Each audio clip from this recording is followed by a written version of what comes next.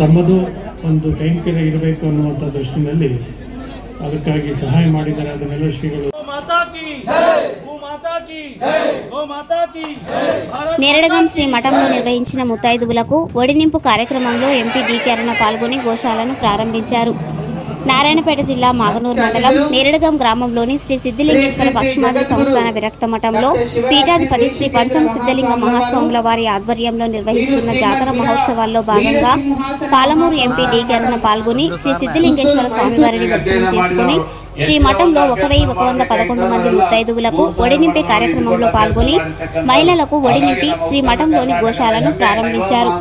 ఈ సందర్భంగా యావత్ భారతీయ ప్రజలు మహిళను శక్తిగా భావిస్తారని, అందుకుగాను శ్రీ మఠంలో ముత్తైదువులకు ఒడినింపే కార్యక్రమాన్ని నిర్వహించడం నేటి సమాజానికి మహిళను ఎలా గౌరవించాలన్న దానికి సందేశం అన్నారు. అంతేకాకుండా నిన్న శ్రీ మఠంలో జరిగిన సామూహిక వివాహాలతో పాటు మన హిందూ సాంప్రదాయాల ప్రకారం కార్యక్రమాలు నిర్వహించాలంటే అది ఇలాంటి మఠాల వల్లే సాధ్యమవుతుందన్నారు.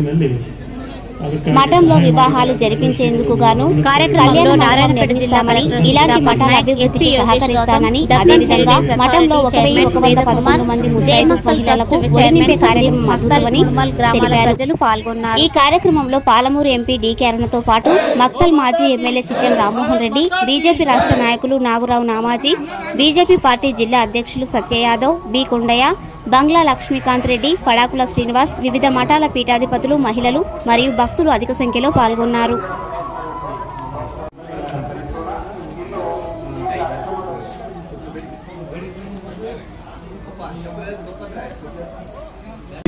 ఈరోజు నేరేడ్గాం గ్రామంలో సిద్ధలింగేశ్వర స్వామివారి యొక్క నేతృత్వంలో అనేక మందికి వందల మందికి ఇక్కడ సామూహిక వివాహాలన్నీ నిన్న ఏర్పాటు చేసిన జాతర సందర్భంగా, అదేవిధంగా ఈరోజు ఒడినింపే కార్యక్రమాన్ని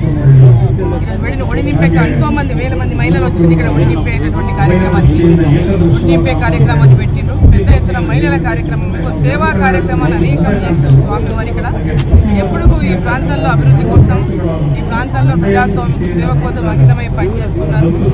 సో ఈరోజు ఈ కార్యక్రమంలో పాల్గొనడానికి నన్ను స్వామివారు ఆహ్వానించినటువంటి నేపథ్యంలో ఇక్కడ నేను రావడం జరిగింది. సో ఈ కార్యక్రమంలో పాల్గొని చాలా మంచి కార్యక్రమం. ఇక్కడ ఈ కళ్యాణోత్సవాలు జరగడానికి, ఎందుకంటే కళ్యాణంలో జరిగినప్పుడు మొత్తం బయట జరిగింది. సో ఈ కళ్యాణోత్సవాన్ని జరుపుకోవడానికి కళ్యాణ మండపం కూడా నేను ఇక్కడ ఏర్పాటు చేపిస్తానని చెప్పి తప్పకుండా ఈ నేరేడ్గాం మఠంలో ఇక్కడ అనేక సేవా కార్యక్రమాలకు అందుబాటులోకి రావడానికి